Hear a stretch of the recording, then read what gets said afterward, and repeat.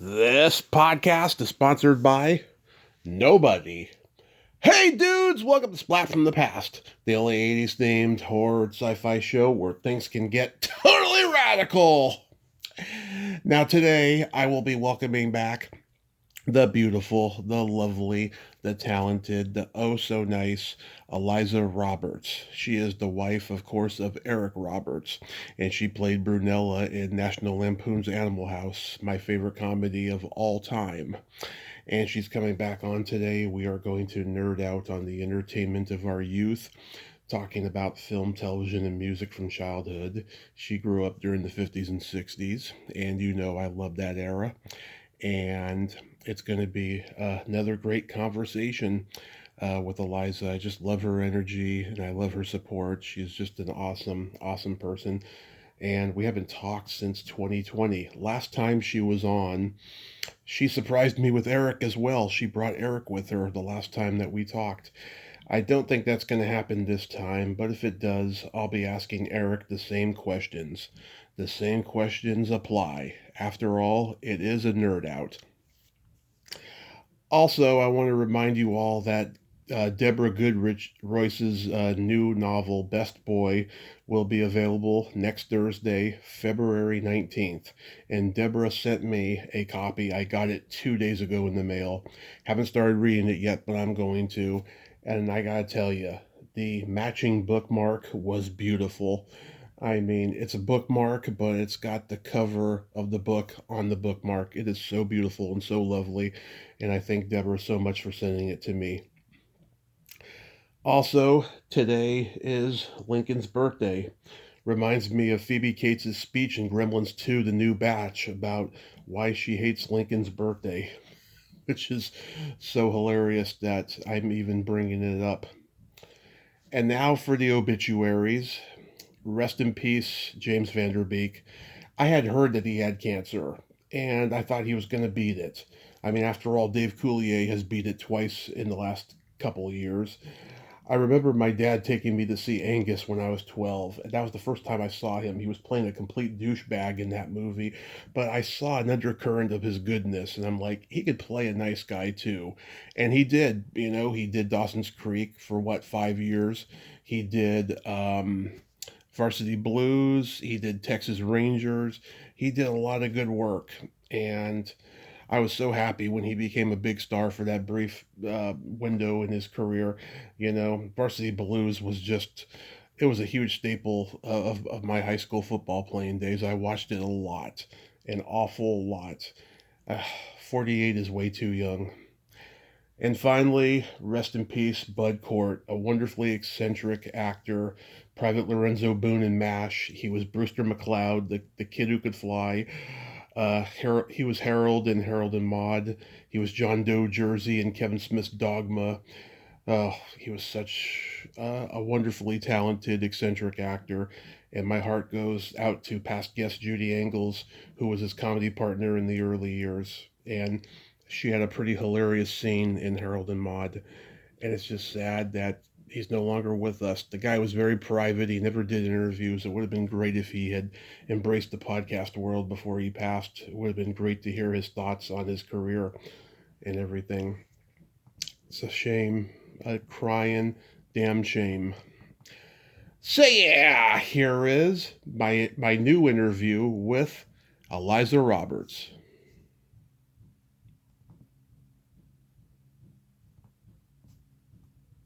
Hey Eliza, welcome back. How are you today?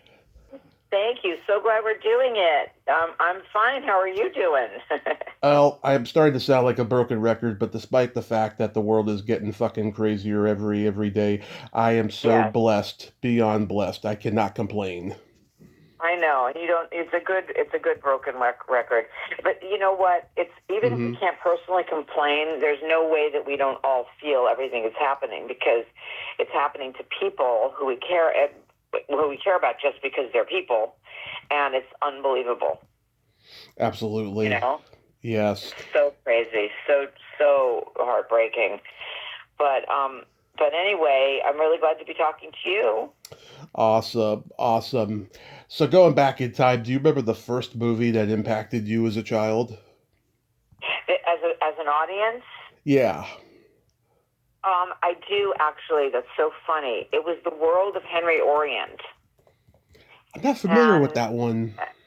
yeah, it was The World of Henry Orient. It was two like preteen girls on all these adventures, and I just thought, oh my gosh, and it inspired my best friend and me to like have our own little adventures in New York. I grew up in New York, Mm-hmm. and it was just, I loved that movie. And then Bye Bye Birdie. I Oh, mean, the best. there was a bunch of them. They were all kind of the same. Yeah. you know. Yeah. Um, but yeah, but I really, I loved that movie. Loved Oh, it. yeah. Um, Bye Bye Birdie's the best. I love that movie. so good. And my stepmom was in it. Maureen Stapleton was my stepmom. Uh-huh. So she was in it, and I saw it 100 times. I saw it as many times as I possibly could. I loved it so much. So yeah, so that was the one. I didn't I'm real. glad you liked it too. That's cool. Oh yeah, God, I used to watch it all the time. Yeah, God, I didn't realize Maureen Stapleton was your stepmom. I loved her in Johnny Dangerously when she's Michael Keaton's foul mouthed mother. Right? I know. I'm telling you. I know. She was so good. She was just amazing. I mean, if you really, really look at her, she's kind of mind blowing. Yes, she was very, very talented. Yes. What movie genre did you gravitate toward when you were growing up? I've never changed my gravitation. It's always been, I guess, some version or another of romantic comedies, or at least comedies. Mm-hmm. Colorful and bright and happy. And I mean, that doesn't mean that I haven't seen a ton of other kinds of movies, because God knows I have. But yeah, I just really, that's what I really have always loved. Yeah, I love Always, rom-coms always. too. Yeah. What are some of your favorites? Well, Heartburn, Mike Nichols, Oh, certainly Pretty Woman. Let's see, the one, anything with Meg Ryan. I mean, You've Got Mail, Sleepless in Seattle, the one that she did with Hugh Jackman. oh yeah. Yeah, I also love time travel ones about the past and the future. I love all that stuff. My favorite movie of all time is Back to the Future. Yeah, it was such a great movie. That's one of my kids' favorite movies of all time too. Absolutely fantastic, right? Yeah. So good. Yeah, since I So was good. about 3.5, I have just loved that movie because I used to look at my parents' yearbooks and I used to have that fantasy of going back in time and seeing them in high school and then finding out Right. finding out why they're so fucked up and why I'm so fucked up, you know? Yeah, exactly. Did it help you to know? I mean, like, does it help? I hope it helps to figure out, a reason why our parents are the way they are, because there's an awful lot to forgive, Yeah. and it's you want understanding why can really, really help. Over I think. time, you learn Yeah. more and more stuff, and you pick up on certain habits that you do, and you find out that your parents are exactly the same way, but you're like, oh my God, how come no one told me? Yeah, I know. I know. That's so true. Right? That's Yeah. so true. You just, how come no one told me? I mean, for one thing, it's really hard to realize that our parents are vulnerable. I mean, they're just people who've been here longer. They're not, there's no magic to it. And that's hard. That's a hard thing to recognize. Yeah. I really, that's one of the trickier things to come to terms with. Don't you think? It is, But I gotta say, it's really helped me be a better person.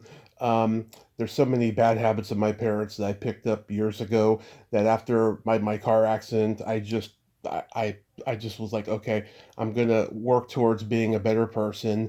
And all the time, I'm learning that I'm like my parents in a lot of ways. And the bad ones, the bad habits, I just was like, okay, I'm gonna work on being a better person in this area and that area. And it's really helped me. Yeah, right? It really, absolutely. Because we can, I mean, people always wonder, can people change? Right. you definitely can. You can definitely be an active work in progress. No doubt about it. Right. Right.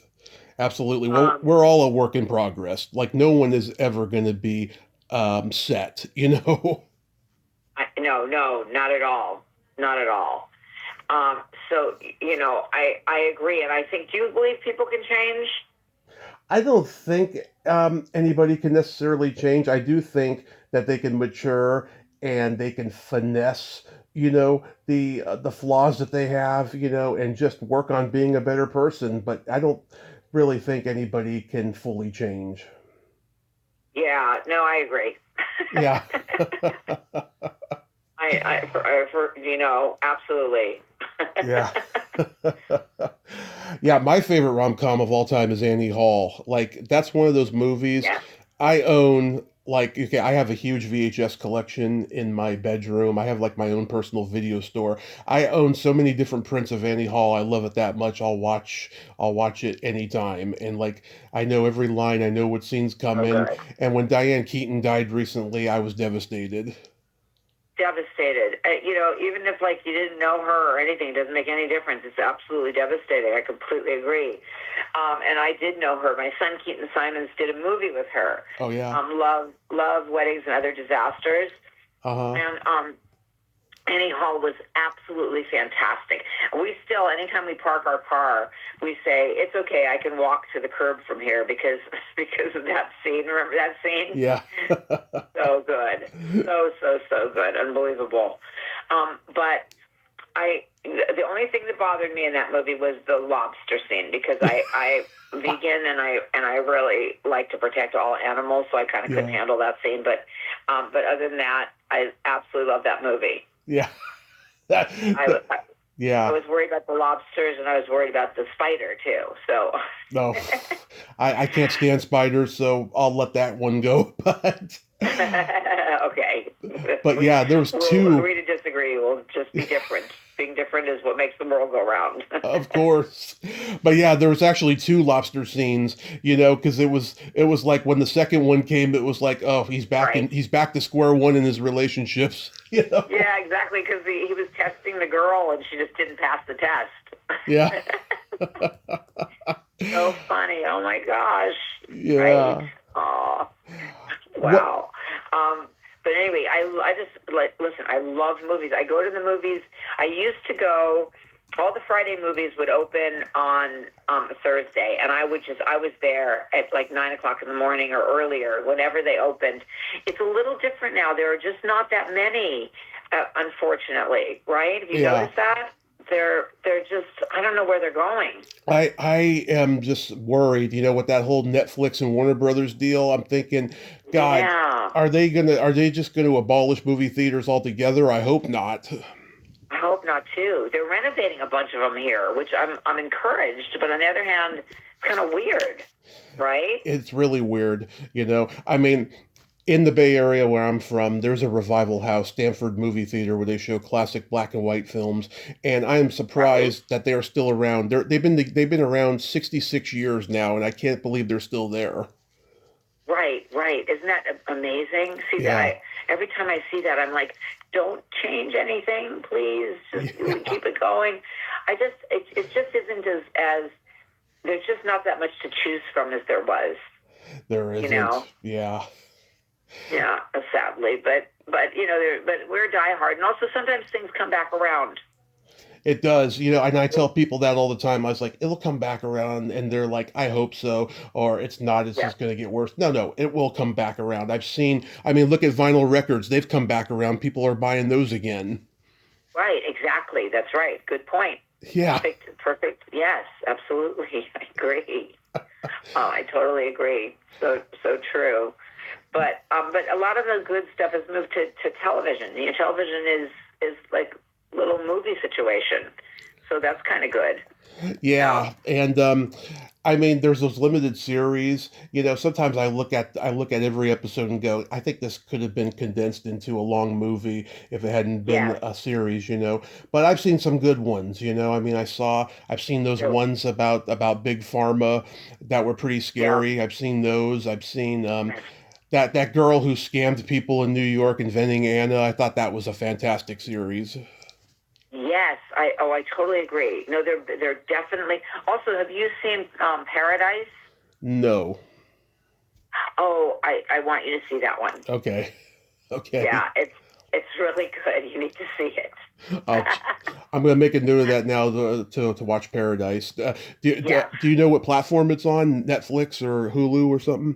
I think it's Hulu. I'm not sure, but you'll Okay. find it. Yeah, I'm sorry to not know exactly, but I'm pretty sure it's Hulu.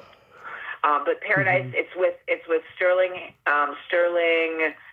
His last name. I keep wanting to say Hayden, but that's the No, old no, no. guy. Oh, Sterling. Yeah, you Oliphant. know him. Is it Oliphant? No, that's Timothy Oliphant.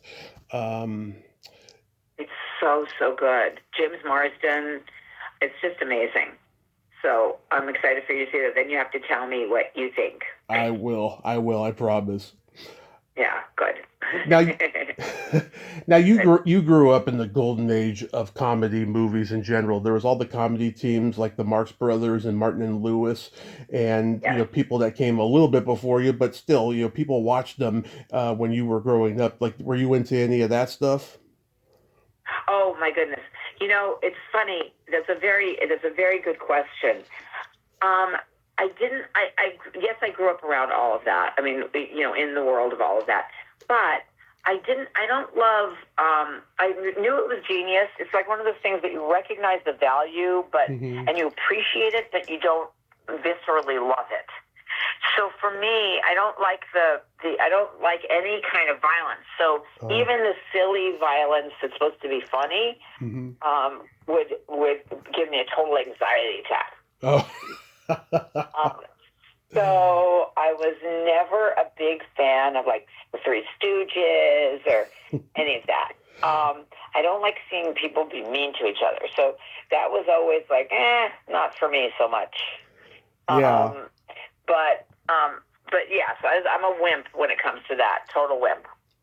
Yeah, Um, me and Lori Jacobson, we're big Three Stooges fans. Like, her and I have talked about them a lot. well, oh, that's funny. Well, I mean, listen, I love her, and I love her to bits. She's fantastic. But we can be. I mean, listen, the Three Stooges were brilliant. Hmm. There's no question about it. It's absolutely brilliant. Yeah. Whether you love it or not, it's you can't deny how amazing and the camaraderie between them and all of it. There's a million things to really like about it. But yeah, I just personally would cringe a little bit. I Yeah. must admit. What about Charlie Chaplin? Amazing. I named my child after Buster Keaton. Oh So, yeah. so obviously there's something in all of that. And Charlie Chaplin was absolutely incredible, and he had an incredible worldview. So I love him for that too. And he and my mom were friends, Hmm. and he was quite a person. He was quite a guy. Yeah. So yeah, I feel really good about him. He's pretty great. What about you? How did you feel about him? I'm a huge Chaplin fan. So when I was about 3 years old, so my mom and dad are taking me to the drive-in, and my mom had to go complain about something at the snack bar, and Right. she took me with her, and there was this stand-up cardboard poster of Charlie Chaplin. It was for Bagley's Cookies ad, Right. and I said to her, "Hey, mommy, I want a cookie just like that man has," and she's like, "You don't get a cookie. I'm mad." And that was my introduction to Charlie Chaplin. And you remember that? I Oh never my forgot that. God! Yeah, Wow, because that's stuck with you. You don't get a cookie. I'm mad. Did she give you a cookie later? I hope. I can't even remember that, but I just remember that part of it. That was the first time I ever saw him, and I was like, wow, there's something so hypnotic about him with that mustache and that little hat that he was wearing, you There know? really is. There is, and then the speed of his films. The Hmm. whole flavor, the whole feel was so incredible that way. You're so right. There was just something magical, and he just had a great sense of humor about himself. Yeah, yeah, And I mean, they were so far ahead of their time. Just the humor, the making fun of themselves. All of that was just really really exceptional, especially for then. Yeah, right? and they were just breaking new ground with stuff, and they didn't even realize it at Yes, the time. It yes. was just amazing with this stuff. And I'm a big Pink Panther fan. I love Blake Edwards movies in general. Yeah, Blake Edwards was really great, and he was married to Julie Andrews, right? Yes, they were married a long time, and I'm actually friends with their daughter Jennifer. Oh, great. And Jennifer Oh, loves the fact that I just love all her dad's movies. Like I could just mention any of them, and she's happy to tell me stories behind them and stuff. oh, that's so cool. That's so cool. I worked for a company that managed him for a while. Oh yeah, I did a lot of movies for Jonathan Crane, and he managed the career of Blake Edwards for a while, and we were all, I mean, he was just revered at that company. He was amazing. You're so right, too. She must be very sweet and wonderful, their daughter, I would imagine. oh, she is. She's the female equivalent of a mensch. I mean, she is just Yeah, a very nice. wonderful person. Yeah, wonderful person. Yeah, yeah, that's good to hear, and I'm not surprised. That's cool. That's very cool. She has very cool parents. I think how much of who we are do you think is genetic, and how much do you think is a reaction to how we were raised? What do you think about that? I think it's 50-50. I do too. I think it's 50-50. I think you can't just count one or the other. Right. And it's big, and so it's kind of important to really be aware of what you went through in childhood. Like, it's great that you have memories from 3 years old. Mm-hmm. And to also, on top of that, to know some things about, your genetic origins, just like who your parents were, your grandparents, like what they were like.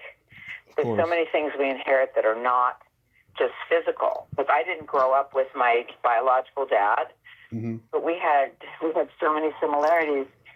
Not just both being left-handed, which we both were, but Mm-hmm.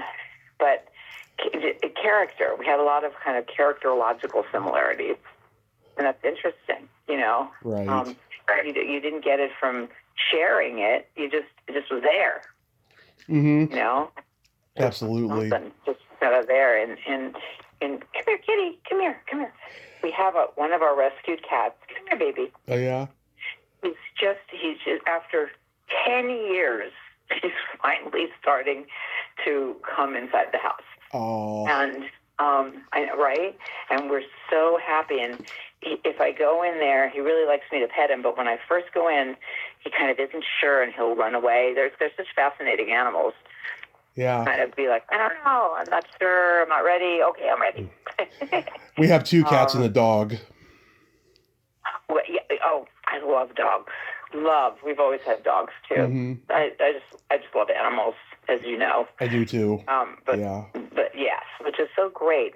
I think animal love unites people in our industry, especially the industry of artists and people who, trade in human emotion. Mm-hmm. I think that the love of animals is very unifying for us. Yeah. There's so many times that we're on a production, and most of what we have in common is that, Yeah. is that we all really care about the animals in our lives and just animals in general. It's kind of great. It is. And really great, right? Where are you located, by the way? Modesto, California. Right. Oh, wow. So have you lived in Modesto forever? Oh no, we've been here it'll be 3 years in June. Before that, we lived in Redding for 6 years, and then I'm born and raised in San Francisco. Oh, love that. Boy, Eric and I just shot in San Francisco. It was Waygos everywhere. There were practically no cars with drivers. Yeah. They've taken over San Francisco. Have you ever been in one yet? No, I've been in Ubers, but no, I haven't been in those. Right, yeah. No, there's no one driving those. So interesting. It's God, the future. Yeah, I don't know if I want to get in one. I know. Modesto, I associate with Scott Peterson. Oh God, yeah. Lazy Peterson, right? You remember, but you were not living there then. time flies. That was a long time ago now. Yeah, I remember coming to visit some relatives out here at the time it happened, Oh, and okay. it was pretty wild. Yeah, I remember when that story came out. Yeah, Yeah, God, it's awful. yeah, that was really, really wild, really sad. When you were growing Um, up in New York, do you remember the Million Dollar Movie? I do. Oh my God, I hadn't remembered till you just said that. Yes, Yeah, I do remember the $1 billion movie. Definitely. I always have to ask people from New York if they remember it because back then they had Of course. trouble getting movies licensed because they thought TV was a fad and it wasn't going to last. So they would show the same movie every single night until they had the rights to a new movie. And back then there was no VCR or DVR, so you had so many chances to watch it. You know? Yes, yes, that's exactly right. That's so funny you said that because I'm remembering certain movies that I got to watch over and over, and I was just thinking, how did we get to watch it over and over? It would come on TV Yeah. once, but that's why they would show it over and over. Yes, that's so interesting that you just reminded me of that. Wow, thanks. Yeah, of course. Did you have any Yep. movie star crushes? I did. Oh my God, how funny that you said that. Well, I used to figure skate at Rockefeller Center, and I got to do an ice skating show with Jay North Oh, from Dennis the Dennis the Menace. Menace. Yeah. My adopted dad was his publicist, and I Oh, got to skate with him, and I had a crush on him. And then I had a crush on Mickey Dolenz, who was Circus Boy. love him. Right? Love. Yeah. I had a crush on Jesse Pearson from Bye Bye Birdie, of course. That was probably the biggest crush, Hmm. right? Yeah. And then when you read what happened to these people later, it's pretty funny. I mean, it's not necessarily. They definitely were not the characters they played necessarily. Oh no. But who else did I have? I had a crush on the entire Beatles, but especially Paul McCartney. Hmm. And the Beatles more than the Rolling Stones back then, because the Rolling Stones they were so raw, they were Yeah. kind of scary for me as a little tiny girl. Yeah. But yeah, those were my celeb crushes, I guess you'd have to say. Yeah. Yeah, so definite crushes. The crushes are pretty profound when you're a little kid. Oh, they are. Yeah. I mean, I remember getting a crush on Cary Grant because my mom had a paperback book that had these beautiful black and white pictures of him, and Right. Natalie Wood was another one. So Yeah, many '80s movie actresses and TV stars that I grew up on, yeah, like Valerie Landsberg on Fame was a big one for me. Um, right. God, so many. I mean, so many actresses that I've interviewed and become friends with. It's pretty interesting because I don't see them the same way anymore because now they're like my No. aunt. You know. Yeah, that's exactly what happened. Well, like for instance, I'm good friends with Diane Cannon, and Oh we've God. done several projects together and everything. And so, at first when I first met her, I was like, "You were married to Cary Grant. Like, what was that like?" I sort of couldn't fathom it. And then, and now I just, she's just Diane, and I don't think about it anymore. Right. So something happens definitely where it all changes for Right. sure. That's Right. so funny. I love that question about celebrity crushes as a child because you don't get to talk about that very much. No. No. It That's a great question. comes up in once in a great while, but that's about it. Um, Yeah. did you go to the drive-in growing up? Because some people have told me that there were not drive-ins in New York, but some of them have told me that there were in certain places. Well, in the suburbs, there were no drive-ins in New York City. Hmm. There were Right. no cars practically. Everything was buses, subway, and taxis. So when I go out and visit my cousins in Long Island or in Westbury, we go to the drive-in. I thought it was absolutely incredible, but that's all out in the suburbs. And then Mhm. once we moved to LA, there used to be some. I thought the drive-in was great. Oh yeah. And is some version of that coming back at all of the drive-in? Some places have them. Yeah. but not a Yeah. lot. I mean, in the Bay Area, we got one in San Jose, and Oh, I've never been to it, but I want to go there because I miss going. The last sure. time I was about 18, and then the drive-in closed, and it had been there since even before my dad started going when he was a kid. I mean, it was there a long time in Burlingame, California, and Right. there was a pond of water there that me and my dad used to go fishing and everything.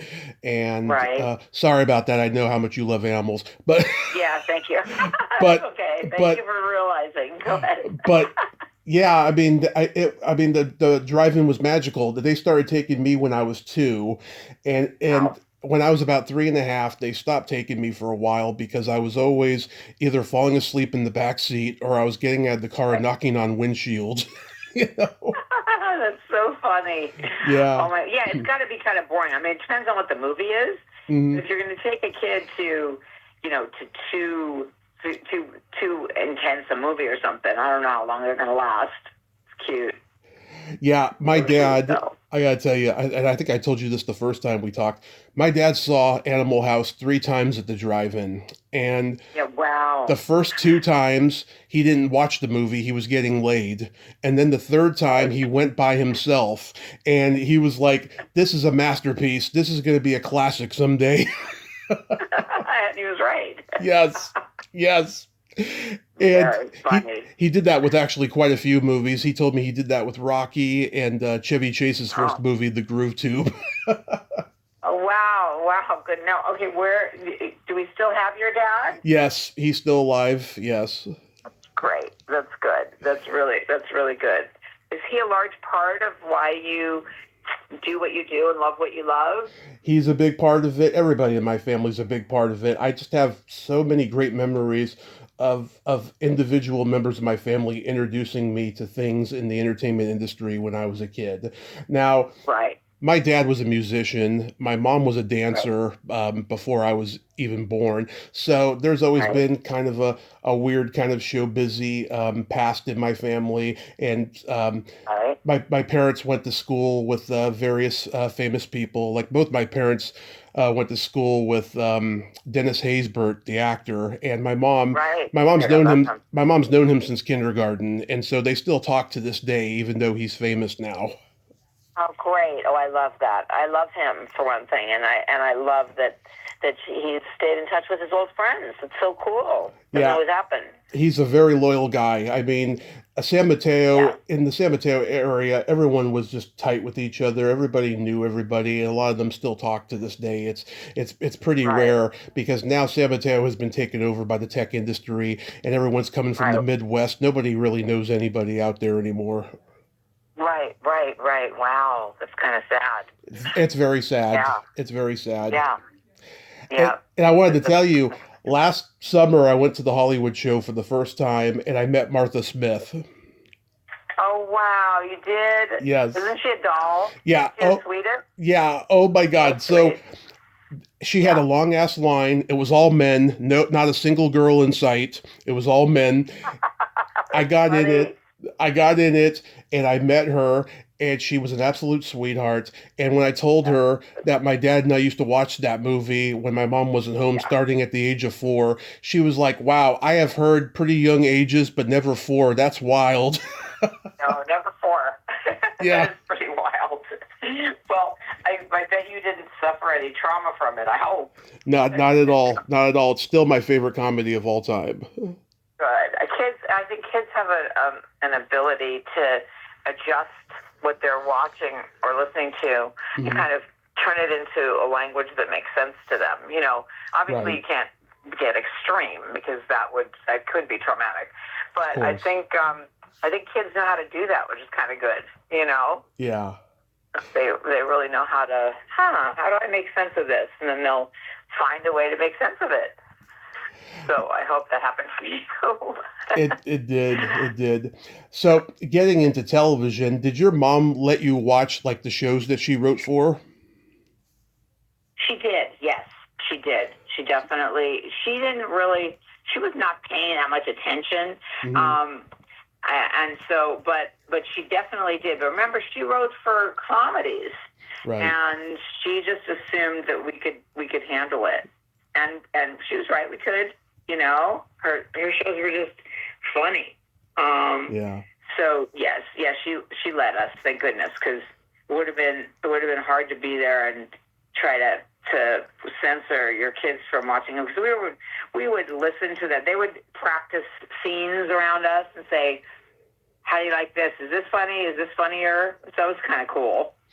Yeah, I mean, my dad, he's a little bit younger than you, but he calls like your generation like the unsupervised generation, where like everyone was left to their own devices and got to discover things on their own, Interesting. He's right. It really was kind of like that. Yeah, your dad's definitely completely aware. Yeah, it was kind of like that. Yeah. We were unsupervised. We were kind of on our own. And then the next generation that came after you, that was the beginning of the latchkey kid generation, and I consider myself a latchkey kid, like to the fullest. Yeah. Was that okay for you being a latchkey kid? I think in hindsight it was. Back at the time, I was just like, God, I'm a loser. I got no friends. I'm watching TV constantly. It's like, what's wrong with me? Right. But looking back, I'm like, no, it actually prepared me for my present. Yeah, it's so interesting. It definitely did. It did prepare you. How interesting. Yeah, I get it going either way. Mm-hmm. How it could feel that way, and then there's so many things that we experience in childhood that we really experience very, very differently when we're adults. That we realize, oh, this really wasn't this; it was that. It's interesting, right? I like that. That is not uncommon, especially with artists. Oh, it's very common. What were your favorite sitcoms? Let's see. I wasn't so much the Happy Days type of sitcom person. Right.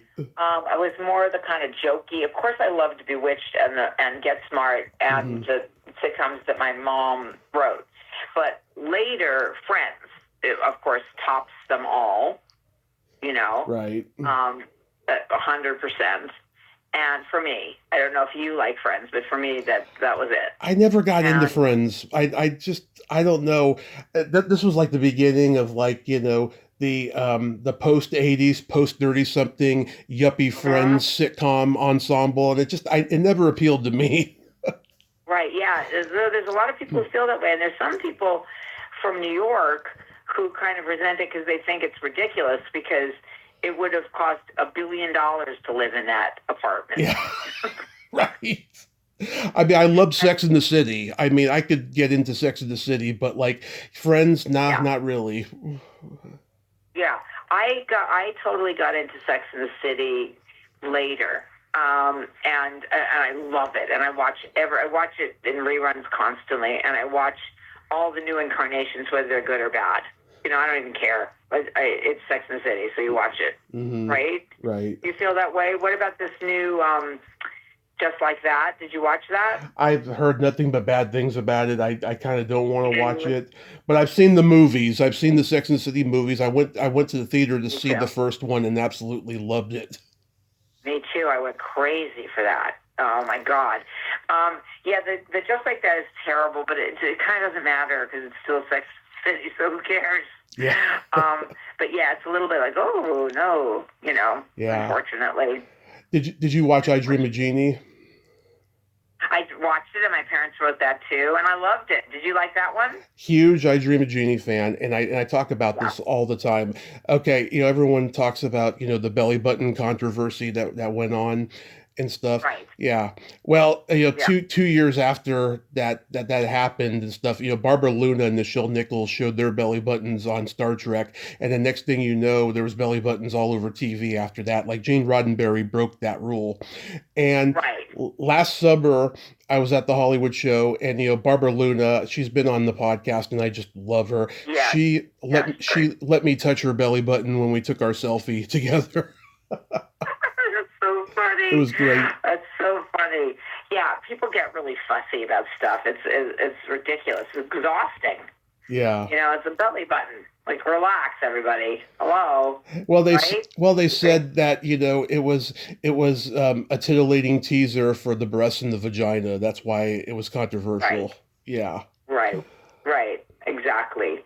That's exactly right. I agree with you. It's so funny.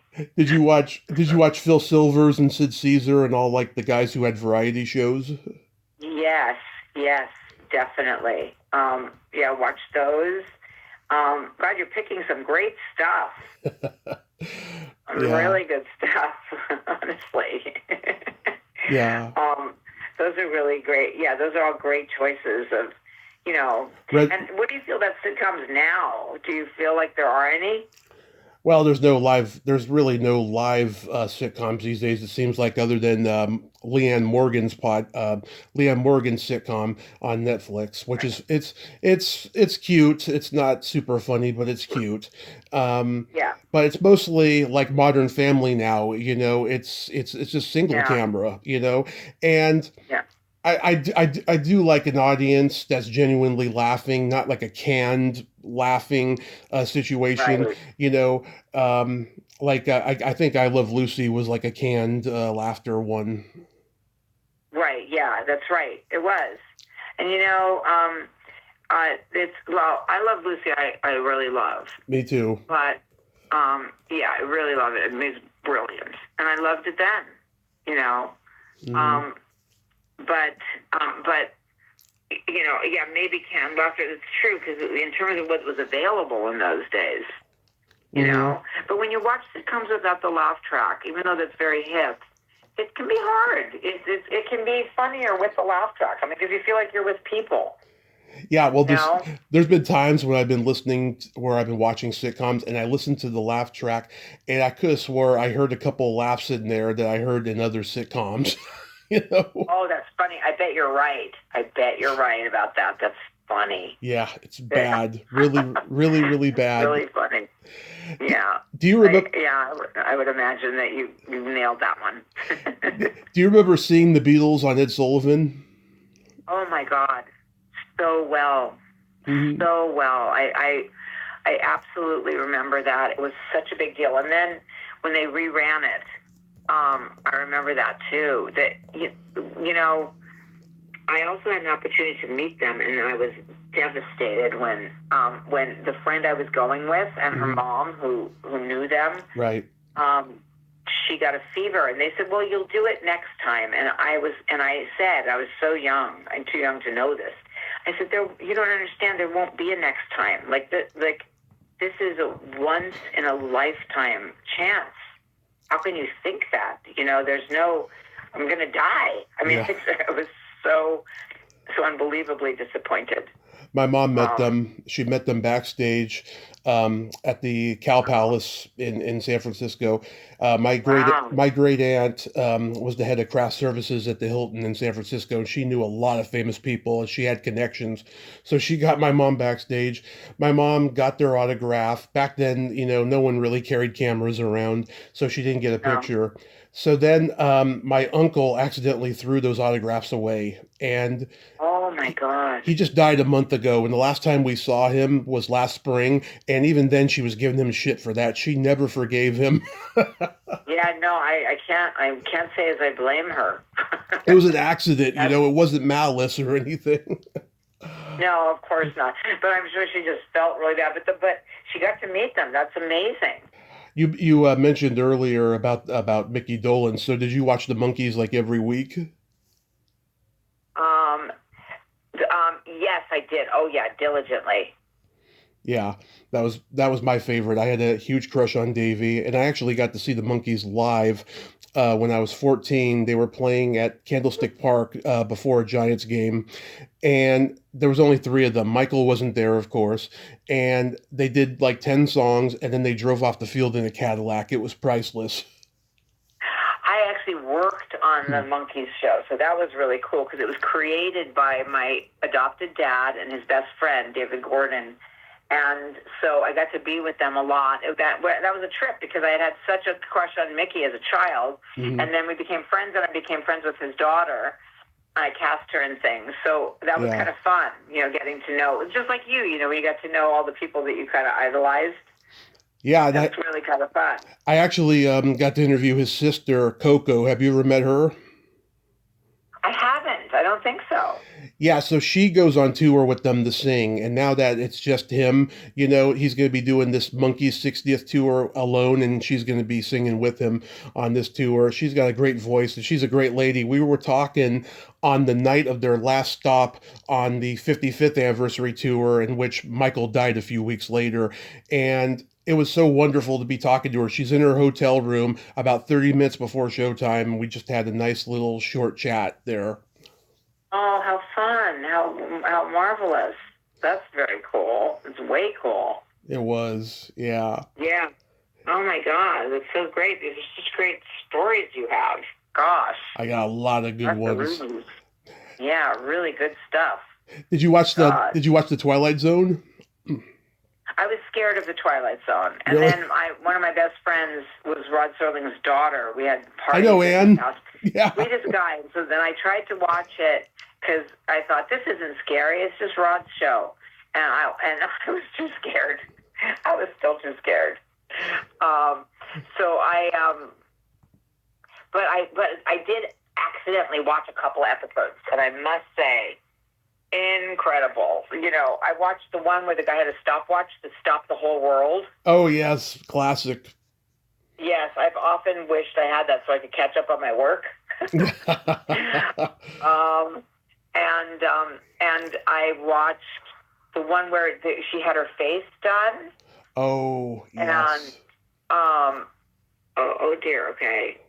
Okay, so she had her face done, and then she was so horrified when she took off the bandages, and then you cut to the doctors, and they looked really different, and she looked really pretty. Do you remember that? I remember that one. I'm actually looking it up to find out who that actress was, because I remember it so well. It was, let's see, Colin Wilcox Paxton. And then there was Pamela Austin, too, in that episode. Oh, wow. Yeah. Wow. So I wonder. Okay. Yeah, remember the one with the doll talking Tina? Yeah. Oh my God, that was really scary. Telly Savalas. That was really scary. Yeah, he had hair too, Telly Savalas. Yeah, that's right. Telly Savalas. Goodness gracious. Oh my goodness. The old timers. Yeah. I never watched those shows till I was much older, like Kovac and that kind of stuff. And later I really enjoyed them. I was like, oh my God, look what I was missing. Yeah. Later I realized that a lot of them were really fun. So getting into music, do you remember the first album you were ever given or was bought by you? Beatles. It was the Beatles. Yeah, that's, as I remember, it was the Beatles. I mean, it might not have been, but that had such an impact that there's no way, that's no way for it not to be the Beatles. Oh, wow. Yeah. Yeah. Because my dad was a musician, he was in a rock band, he had everything. He was an eclectic guy. He had the Beatles, Rolling Stones, Beach Boys, Carole King's Tapestry, AC/DC, lots of great stuff. Wow! Oh, how great! How cool! What was your first concert? My first concert, my dad took us to the Beatles at Forest Hills, and then after that to the Beatles at the Hollywood Bowl when we moved to California. I don't remember if that was the very first, but I feel like it might have been. Isn't that amazing? Yeah, I think that was the very first. Wow! Think of it. Do you know Debbie Gendler? I don't think I know Debbie Gendler. No. She's okay. When the Beatles were on Ed Sullivan the first time, she's the 13-year-old girl on the monitor. She was the president of their fan club, and she was a Jersey girl. Yes, of course. Yeah, that's right. I've had her on the podcast twice. She's got a book out about that whole experience, and she's great. I figured maybe you encountered her because you're both in the same age group. And she worked for CBS for many years. Yeah. Wow. No, I don't know her, but how fun! That's really a fun little person to know. Yeah, Oh, cool. she's great. Did you have comedy albums? Well, later. Early we did too. We had the Something Man, Carl Reiner. That was a long time ago, but Yeah, that was a long time after childhood. But we had Robert Klein. My kids grew up on Robert Klein. love him. So good. Love him. Love. Yeah. So amazing.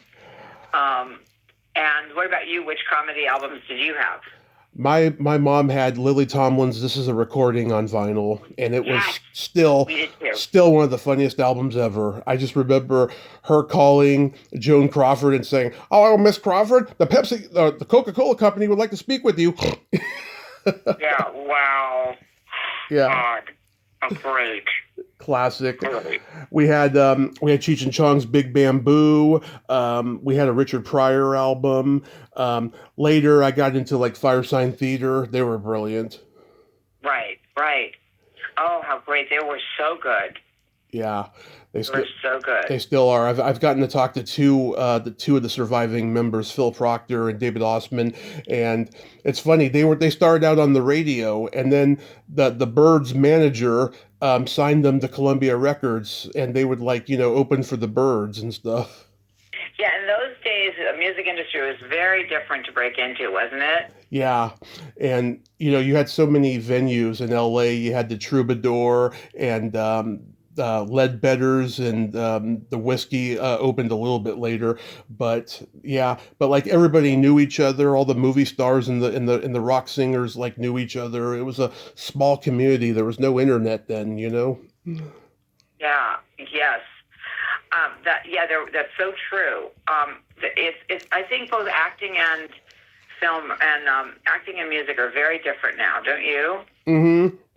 Yeah, because all the singers, they're not getting paid through record albums anymore, because there's the streaming going on, and there's some screwed up shit there. But they're going on the road and they're making their living. And so many people are like, why are they still performing? They can barely stand up anymore. It's because they need to make money.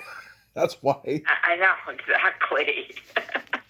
It's sad. Exactly. It's really sad, but it's true. That's what they got to do now. Yeah, exactly. That is kind of what they've got to do. You kind of have to do it all yourself. Yep. It's really nuts. It's just very, very different. Which it's okay. I'm all for change. Mm-hmm. But it's just really different. I gotta say. It really is. Really, really different. So to wrap this up, I was curious, what do you got going on that we can look forward to? Any new movies? Any convention appearances? Yes. Let's see. We just did a Doctor Who appearance. Huh. Nice. Yeah, here in Los Angeles, and just last weekend, and we have a couple of other appearances coming up. I'm not sure exactly what, but I'll have to get that for you. And I have a movie called Man's Best, which is about a dog. Yeah. That's coming out really soon. And then Hippo is out. Have you seen Hippo? You would like Hippo. I have heard good things about Hippo. It's on my list. Okay, good. Yeah, you of all people would like it. That's I can pretty much say that with confidence. Yes. So and then there's another one called Beyond the Rush. Mm-hmm. That's coming out, and a few other things. I don't know exactly when. So I'll have to get back to on that. But yeah, a few things. There are definitely a few things in the pipeline. Kind of a lot, actually. Yeah, you guys always got stuff going on, which is great. Yeah, I wanted to tell you, I loved Eric's interview on WTF with Mark Maron a couple of years ago. Wasn't that great? Let me tell you something. If it wasn't for Mark Maron, I wouldn't even have a podcast. He really inspired me to start it. You? When I was in the hospital recovering, I listened to him every day, and I didn't even know he had that podcast until I was in the hospital, because I knew him as a comic for years, Right. I was just blown away by the conversation they both had. I haven't gotten Eric's book yet, but I'm gonna get it.